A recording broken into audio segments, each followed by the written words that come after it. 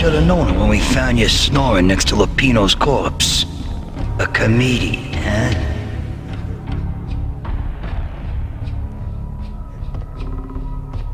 The pictures were filled with good old times. Alex and I had a few moments of glory between us. Crime-fighting comrades, the best in NYPD DEA collaborative team. Good-hearted macho bullshit like that. I would have given anything to have him here as my backup. No such luck. No luck at all.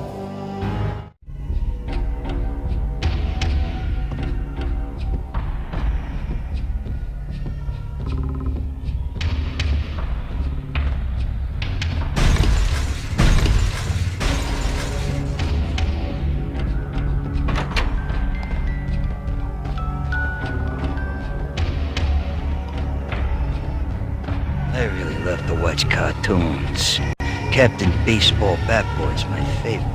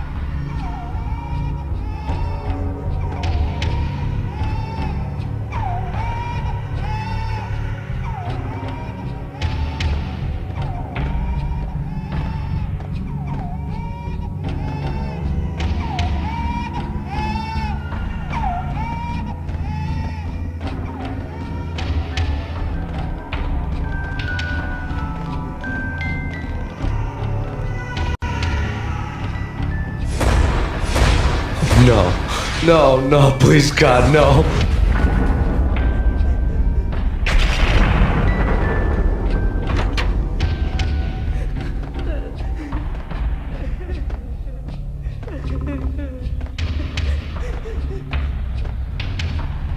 Slice them, dice them, shoot them full of holes, blow them to bits, vaporize them, disintegrate them. No matter what you do, they'll still be back, good as new. Michelle's diary lay on the table. Max! No! Please, Max! Why? I didn't mean to. I'm sorry.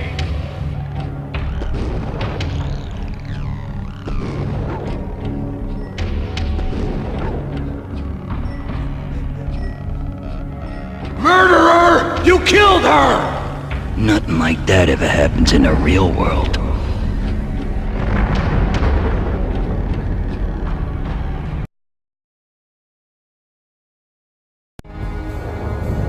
I woke up in a bad dream. My head felt 2 sizes too small for my brain. Max Payne. I envy your name. And the killer was smiling. Pleased to meet you. I'm Frankie the Bat Niagara. Niagara, as in you cry a lot? He had a baseball bat and I was tied to a chair. Pissing him off was the smart thing to do.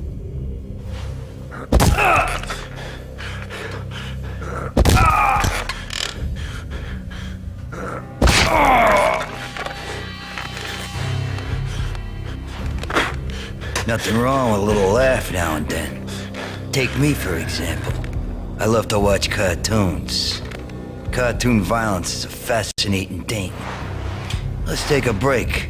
I need to take a leak and maybe grab a cold one at the bar. Don't worry. I'll be back to finish this off. And then, It's checkout time. You play, you pay, you bastard. He swaggered out, and the door clanged shut behind him, locks clicking into place. Everyone makes mistakes. Mine hadn't been to crack jokes about the goon with the bat. He'd have cracked my skull regardless. It hadn't even been to trust a girl with a gun. I had blindly gone after the first bad guy on my hit list when I should have been aiming further up the ladder, at the head of the Punchinello family. I couldn't bring myself to be pissed at Mona. Guess I had a soft spot for a pretty face.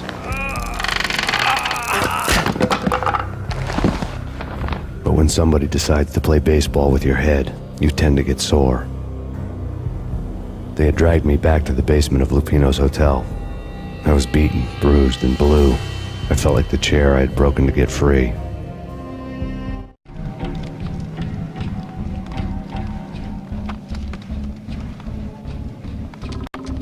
All I had was Niagara's bat, sticky with my own blood.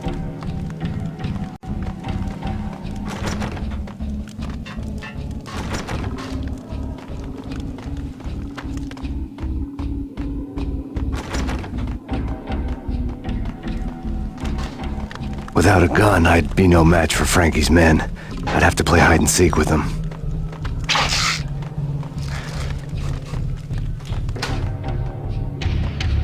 It's Frankie's turn. We'll take care of it.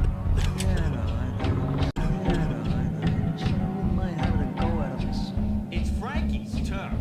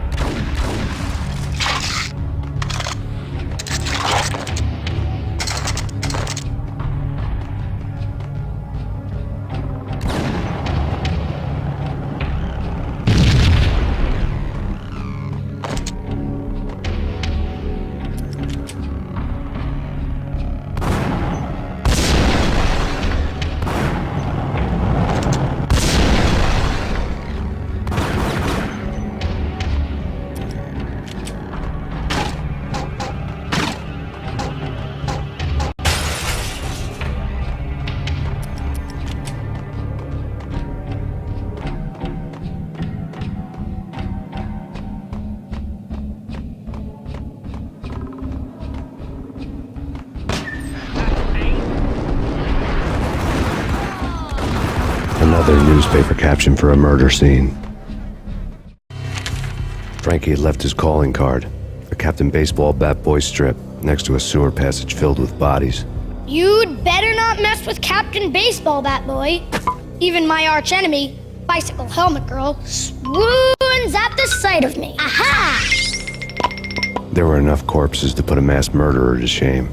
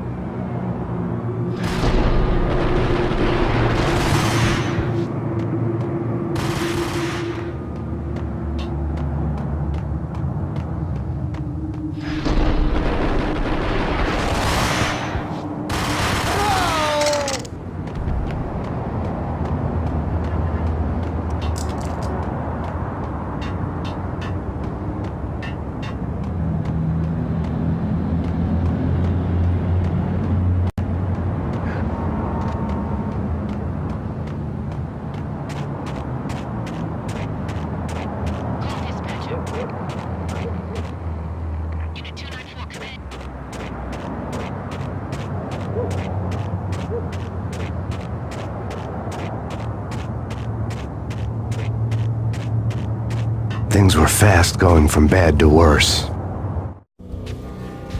The men in blue had come and gone. They had decorated the place with chalk outlines and tied it together with yellow tape. The cops who had stayed behind were dead. Frankie, his boys, and I had the place all for ourselves.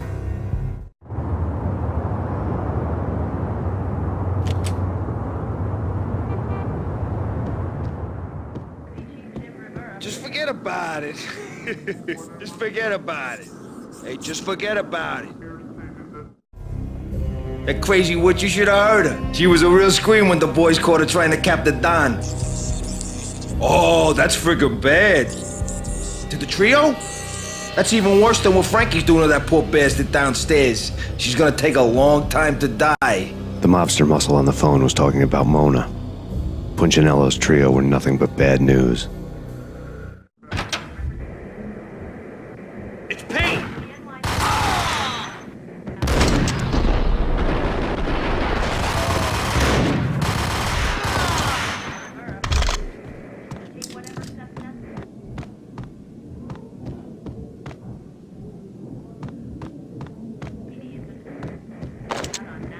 More evidence that Punchinello didn't like me much.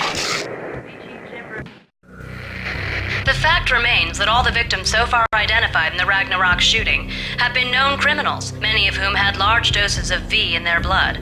Reliable sources say that Max Payne was also among those killed, although no body has been recovered at this time. Reliable sources. That meant somebody thought the Mafia had me, didn't want the cops snooping around anymore. The body would be delivered to them barely recognizable. Case closed. Don Punchinello had the power to be that reliable source, which was no news. But his news was old news.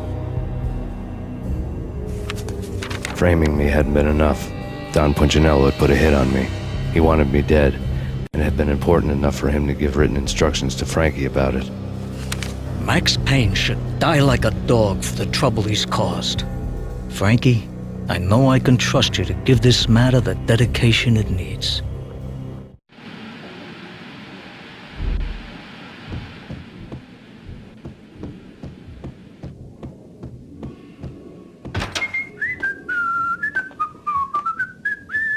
Hold it!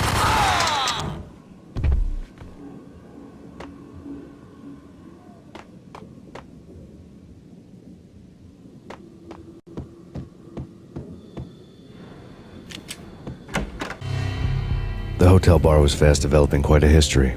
True to his words, Frankie was there, having a beer. Jesus Christ. How the hell did you get loose? Got bored waiting. Thought, what the hell, we could just as well finish this here. Fine by me. This works out just as well.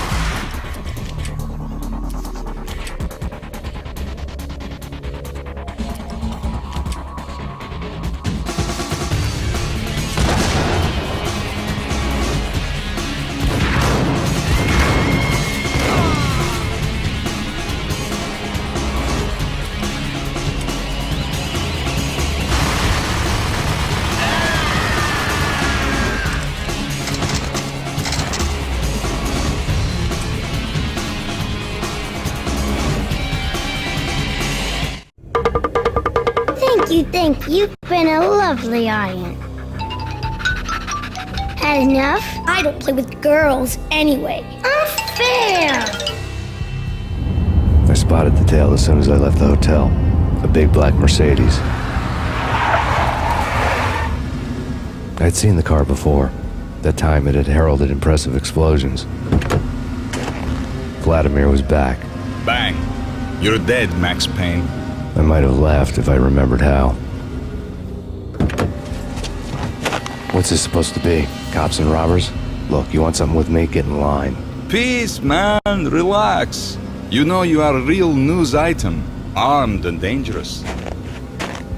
I am going to make you an offer you can't refuse. I've always wanted to say that. It's a bum rap. I've been framed. That's a moot point. Whatever you did or did not do, I'm sure you had good reason for doing it. Want to hear me out? I'm listening.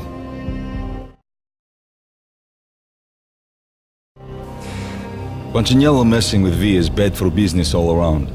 But that's not all. There is this guy, Boris Time, used to pull jobs for me. He's the captain of the cargo ship Charon. Now the bastard turncoat has gone over to the other side, Punchinello's. The ship's loaded with high-res hardware, guns, my business. If Punchinello gets hold of that cargo, he's won and I have lost. And you'll have your work cut out for you. If you want to get to Punchinello, you'll need heavy-duty persuaders. I am just the man to get them for you. Change the ship back under my flag, maybe pop 2 in the traitor Dime's head while you're at it. You'll get enough guns to start the apocalypse. You in or out? Let's get this show on the road. Vladimir was one of those old-time bad guys with honor and morals, which made him almost one of the good guys. None of us was a saint. The Brooklyn riverfront was a maze of rusty containers, sharp-boned cranes looming up from the snowstorm. On a night like this, you couldn't help but think of the dark army of dead men sleeping with the fishes, cement shoes in line. No Minotaur lurked in this labyrinth, but somewhere out there, on the clanking deck of his cargo freighter, the skipper of the K-Ron was waiting, like the ferryman in the river Styx.